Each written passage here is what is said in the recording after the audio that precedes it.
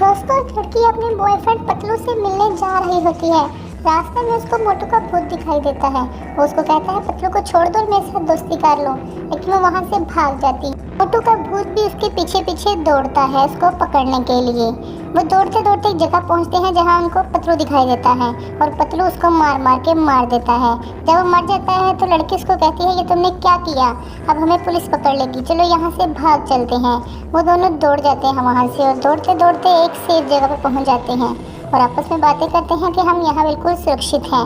अब हमें यहाँ किसी चीज़ का कोई डर नहीं और ना ही मोटू का भूत यहाँ आ सकेगा। इतनी देर में वहाँ एक बहुत बड़ा राक्षस नमूदार होता है और वो मोटू के भूत का बदला लेने आता है।